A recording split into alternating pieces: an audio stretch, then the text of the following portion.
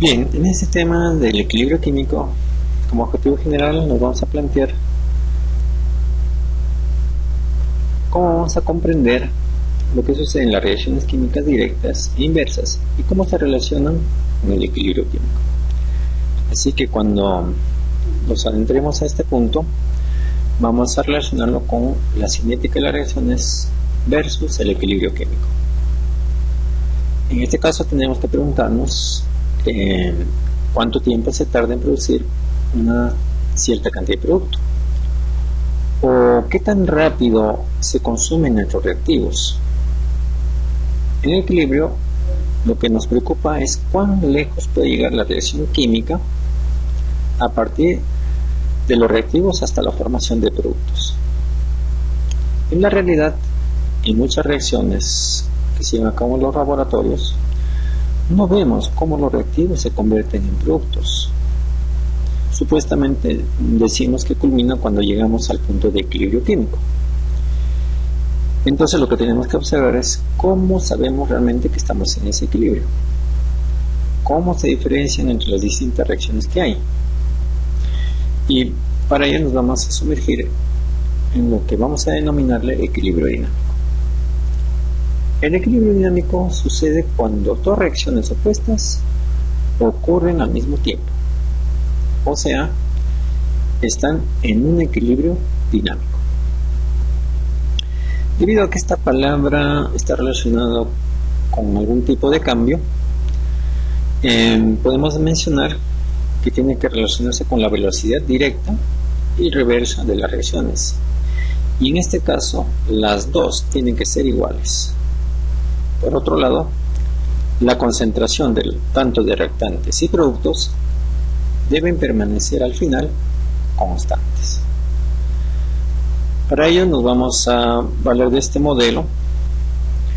Si tenemos al lado izquierdo el componente A o un reactante A y va a ser convertido en producto B, es obvio que la concentración de este reactante A va aminorando a medida que va apareciendo la concentración del producto B. Este cambio de A hacia B lo marcamos con una flecha hacia la derecha.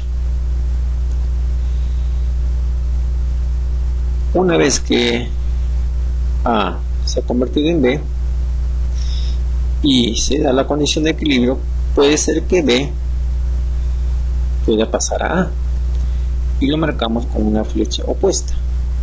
Entonces tenemos dos flechas, ¿no?, en sentido opuesto.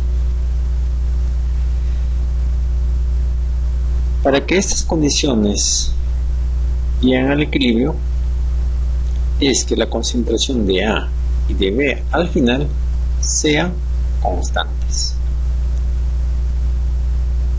Sumerjámonos en el equilibrio térmico para comprender mejor. Si tenemos un cuerpo a 25 grados y un cuerpo B a 75 grados con la misma masa y la misma sustancia, es obvio que cuando juntemos estos dos cuerpos, al final habrá una temperatura media de equilibrio que será de 50 grados centígrados.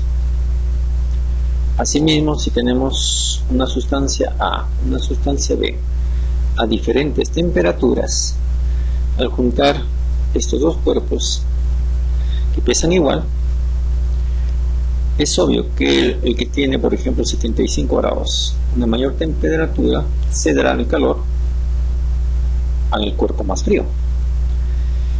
Y al final siempre habrá una condición de equilibrio a temperatura constante. A esta temperatura, ¿no?, que es constante, vamos a decir, es una condición de equilibrio. Ahora apreciemos esto cuando hablemos de reacciones químicas. Vamos a simular que tenemos 0 minutos por un lado, 12 minutos, 24 minutos, 36 minutos y 48 minutos. Vamos a ir viendo cómo transcurre esta reacción a medida que pasa el tiempo. Para eso nos vamos a valer de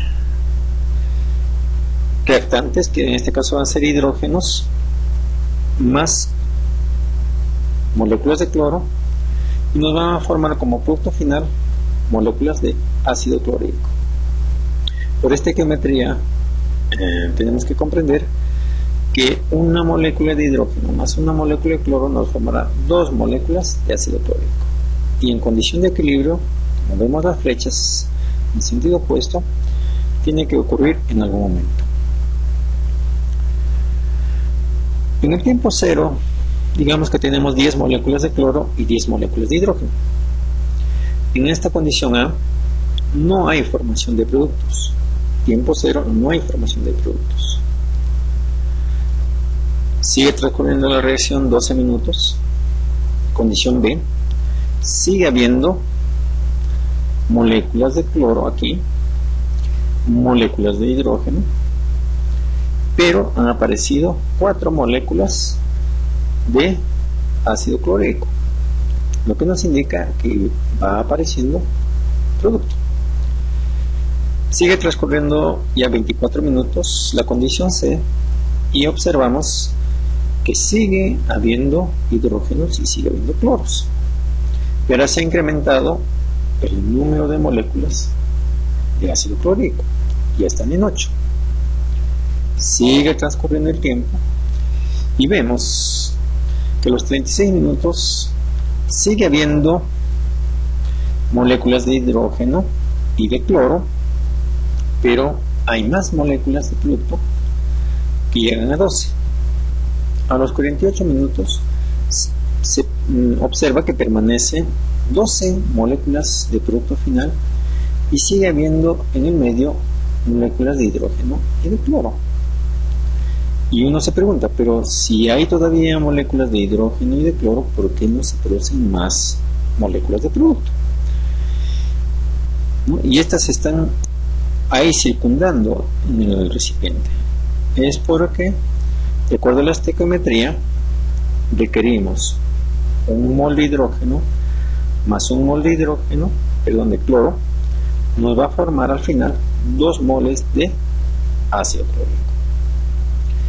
Resumiendo, podemos ver en este cuadro tabulado que a los 0 minutos teníamos inicialmente 10 moles de hidrógeno, 10 moles de cloro, 0 moles de producto final. A los 12 minutos 8 moles de hidrógeno, 8 de cloro, aparecen 4 moles de cloro de hidrógeno. A los 24 minutos disminuye la cantidad de reactantes a 6 hidrógenos, 6 moles de cloro, va incrementándose más producto a 8.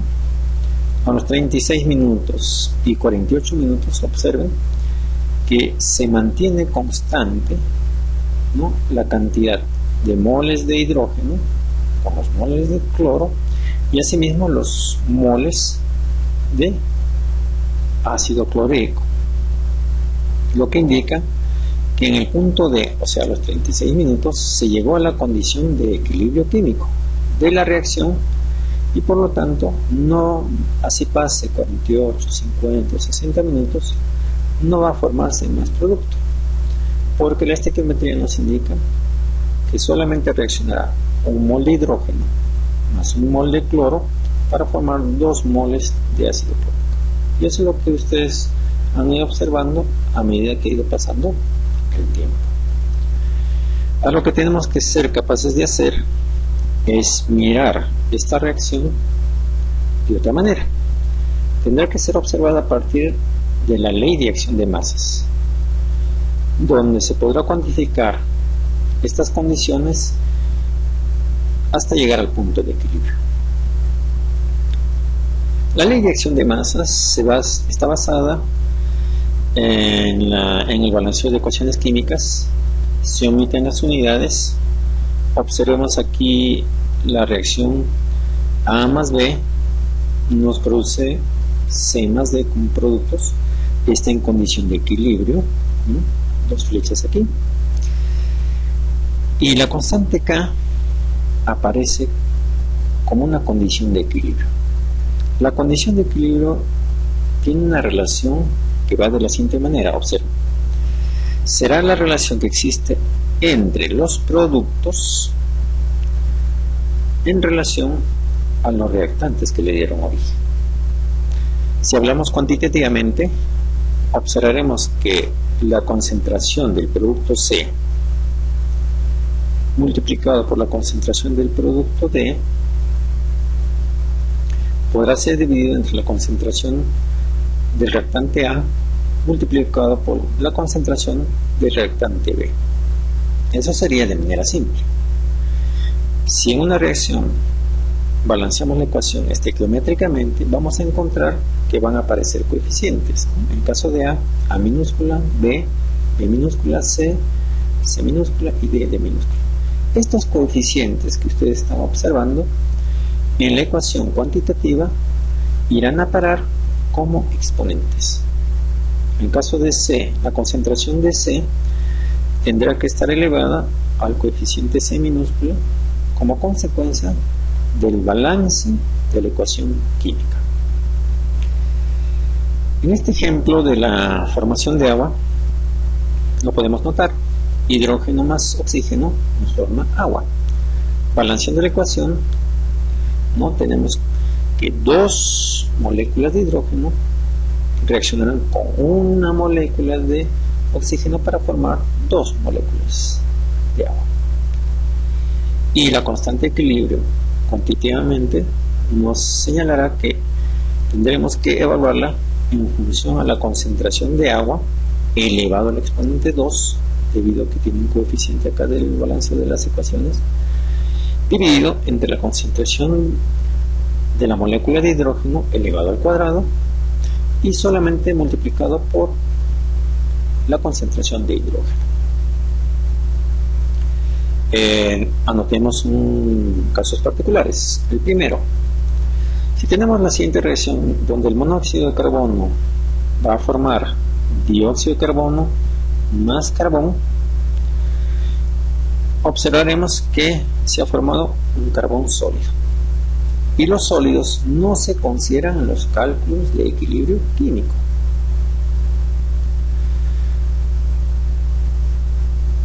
¿Y cómo queda entonces los cálculos en función acá, a la constante de equilibrio?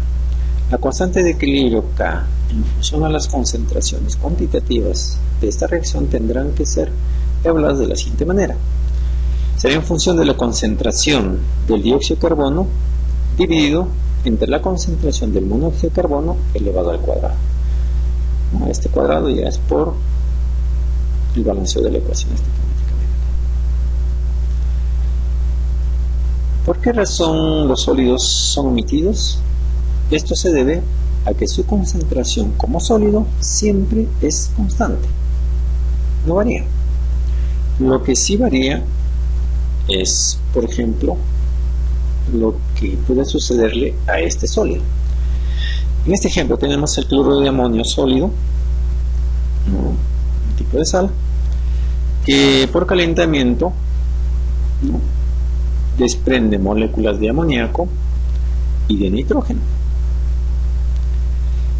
Y en este caso están ustedes observando que el cloruro de amonio está encerrado en S de sólido, está en condición de equilibrio frente a la formación de moléculas de amoníaco, encerrado como gas en una condición de estado gaseoso, más moléculas de gas nitrógeno.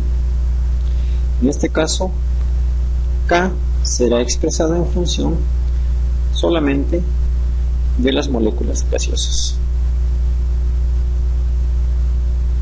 Por otro lado, si en una reacción, como en este caso, la descomposición de la oxigenada nos produce oxígeno y agua en forma líquida, y representamos entre paréntesis con la letra L, mencionamos que los líquidos puros también se excluyen de los cálculos de equilibrio. Entonces, ¿cómo queda acá? K, en función al equilibrio, la concentración de equilibrio será expresada de la siguiente manera. Será la relación que existe entre la concentración de oxígenos dividido entre la concentración de agua oxigenada elevada al cuadrado.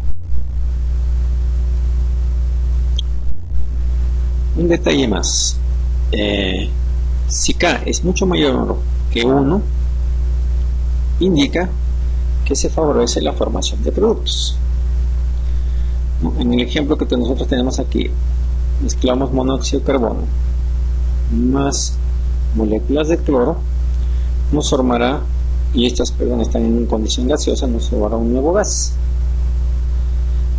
Este gas que se forma al final, ¿no?, si su concentración es mucho mayor con respecto a los reactantes, ¿no?, de monóxido de carbono y cloro, es obvio que el valor de K será mayor a 1 y por lo tanto favorece la formación de productos.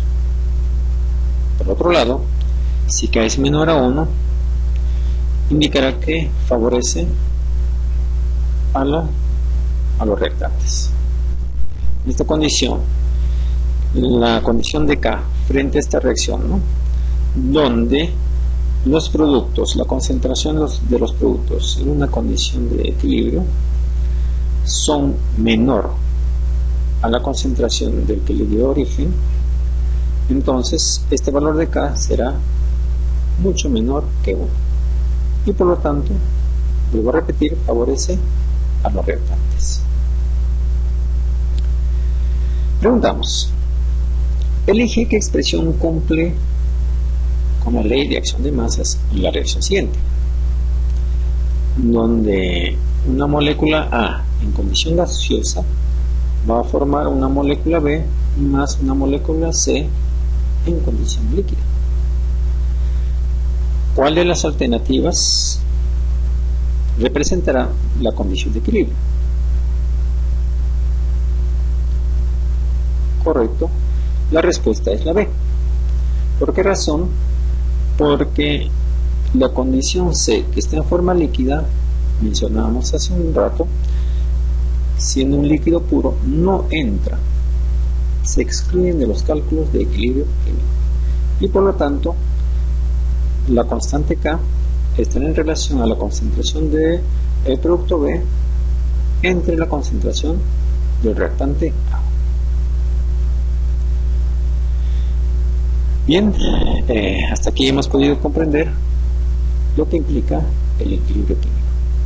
Gracias por su atención.